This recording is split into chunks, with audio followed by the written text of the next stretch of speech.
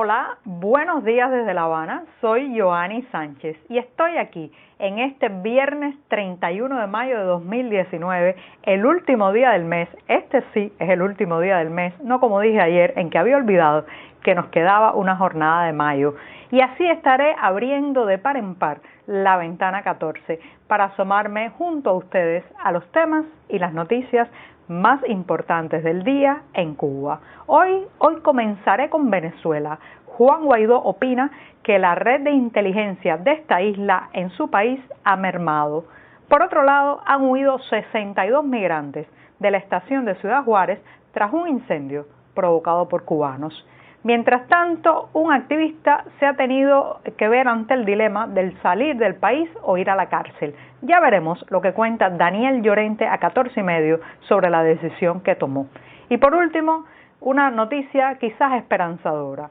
Cuba pretende cubrir el 86% de la demanda de arroz nacional con ayuda de Vietnam.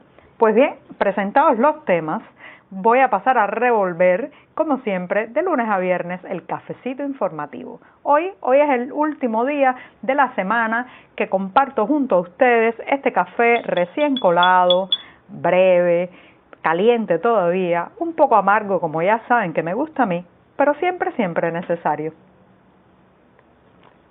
Después de este primer sorbito mañanero, voy a pasar a comentar una entrevista en exclusiva que Juan Guaidó, el jefe del Parlamento de Venezuela, dio este miércoles al diario estadounidense El Nuevo Herald. Es una entrevista que tiene opiniones muy interesantes porque habla fundamentalmente de la injerencia y la intromisión de la inteligencia cubana, la seguridad del Estado, la policía política en ese país suramericano. Para Guaidó, la red de inteligencia ha mermado, en cierto modo, al cortar el suministro de petróleo a Cuba, con las sanciones que han impuesto varios países, fundamentalmente Estados Unidos. Pues bien, el jefe del Parlamento venezolano recibió en Caracas, en un lugar del este de la ciudad, pero que prefirieron no revelar el lugar los periodistas, recibió a un equipo del Nuevo Herald y ha contado especialmente que mantendrán él y sus partidarios la presión desde las calles venezolanas y que, pues también es muy importante la presión internacional porque, entre otras cosas, justamente esa presión ha hecho que la red de inteligencia cubana se haya debilitado en el último año, considera él. Por ejemplo, hace referencia al programa Barrio Adentro, que la isla mantiene en Venezuela, y dice que ahora la presencia del personal en esas redes es un poco más escasa debido a la caída de los ingresos. Voy a hacer un breve recuento porque hay que saber que en los momentos de mayor colaboración entre Cuba y Venezuela, de colaboración oficial, claro está, pues a esta isla llegó a recibir hasta 110,000 barriles de petróleo diario, un suministro, un subsidio que permitió pues a La Habana desde crear una burbuja económica que no tenía ninguna base en la realidad productiva del país hasta inflar tremendamente la maquinaria de la propaganda ideológica y política dentro y fuera de las fronteras nacionales. Ahora se especula que pues ese número de barriles de petróleo ha disminuido muchísimo, incluso algunos especialistas determinan que está por debajo de la mitad a la que llegó en los tiempos de Hugo Chávez, pero de todas maneras el suministro se mantiene con inestabilidades y disminuciones, pero se sigue enviando petróleo a Cuba. Por ejemplo, recientemente varios sitios venezolanos, entre ellos La Patilla, denunció que a lo largo del mes de mayo la estatal Petróleos de Venezuela exportó 1.42 millones de barriles de crudo y productos combinados a la estatal Cuba Metales. Pero bien, más allá del tema del suministro petrolero, me voy a ir a reflexionar sobre las palabras de Guaidó en torno a la presencia de la inteligencia. Estamos hablando de una maquinaria represiva con 60 años de entrenamiento en esta isla y que es muy eficaz a la hora de vigilar, detectar posibles críticos o disidentes y especialmente a la hora de involucrar a la mayor parte de la población en el control de otros ciudadanos. Así que, aunque haya habido una disminución, todavía Guaidó considera que el núcleo alrededor de Nicolás Maduro, su seguridad personal, está integrada fundamentalmente por personal cubano. El anillo de seguridad está fundamentalmente hecho con personas llegadas de esta isla y que siguen dirigiendo la inteligencia y la contrainteligencia. Eso se ve desde la distancia, los métodos represivos, la manera que tienen también de distorsionar la información de lo que ocurre y especialmente la arrogancia con que se muestran y bueno, pues todo eso tiene mucho que ver con el sello represivo de la Plaza de la Revolución, que se basa fundamentalmente en personas vestidas de civil, en la creación de centros de vigilancia o grupos de vigilancia a nivel de barrio y de zona, y un mecanismo también de extorsión a través de privilegios, prebendas y el acceso a alimentos, lamentablemente es así, que también contribuyen al control de una sociedad a través de un mecanismo de fidelidades, de compra de fidelidades. Así que comparto un poco el optimismo de Guaidó en que esto puede estar disminuyendo la presencia del oficialismo, y subrayo oficialismo porque Cuba es otra cosa, del oficialismo cubano en Venezuela, pero todavía se nota allí las orejas peludas de la seguridad del Estado. Pues bien, con esto me voy a un tema migratorio.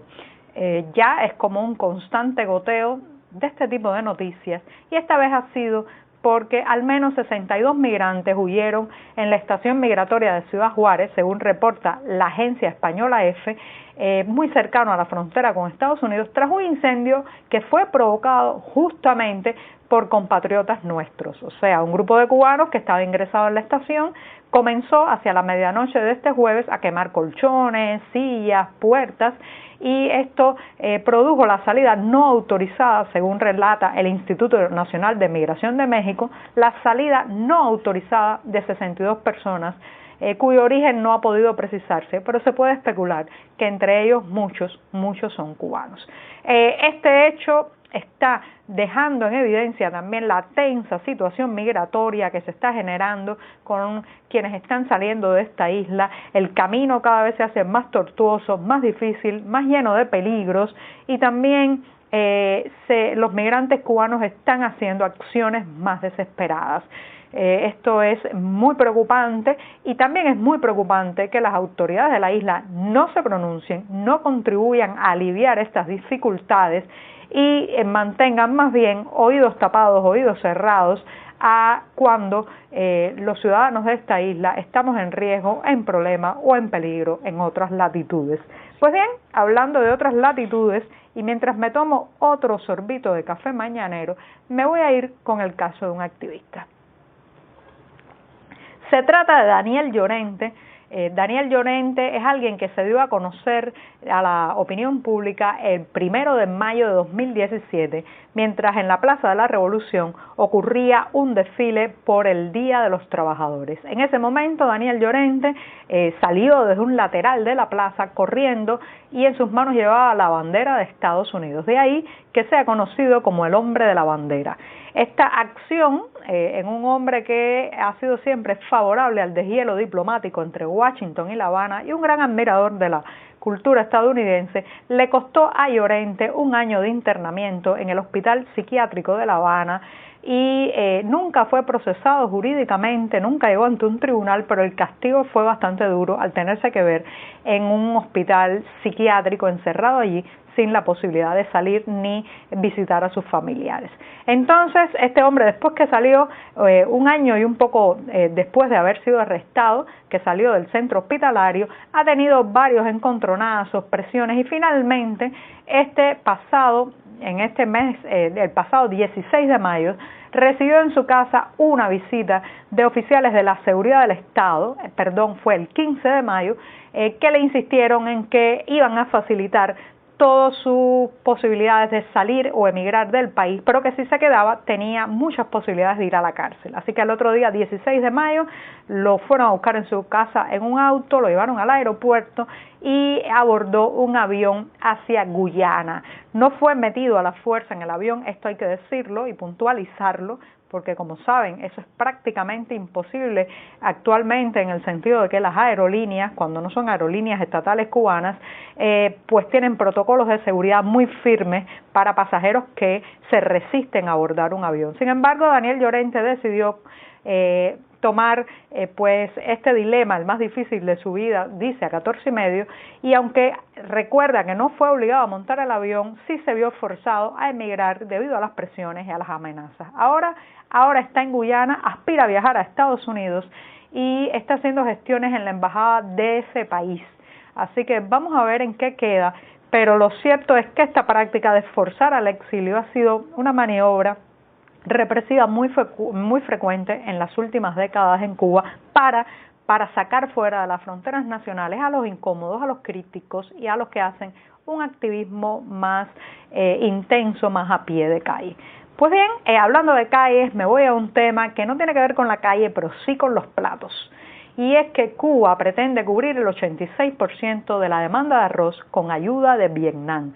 Como saben, en esta isla, como en otros países de Latinoamérica, se consume la arepa, la tortilla de maíz, la pupusa. En Cuba el plato que no puede faltar es el arroz cada día. Cuando un cubano no tiene arroz sobre la mesa, siente que no ha comido. Y ese ha sido un producto deficitario que ha tenido oscilaciones, subida de precios, y ahora las autoridades dicen que para el 2023, aguántense, es hasta el 2023, el 86% de la demanda nacional estará cubierta por este proyecto a 4 manos entre Vietnam y la isla.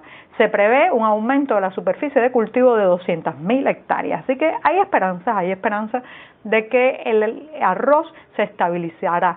La gran pregunta es, ¿con qué vamos a acompañarlo? Y con esto me despido hasta el lunes. Muchas gracias.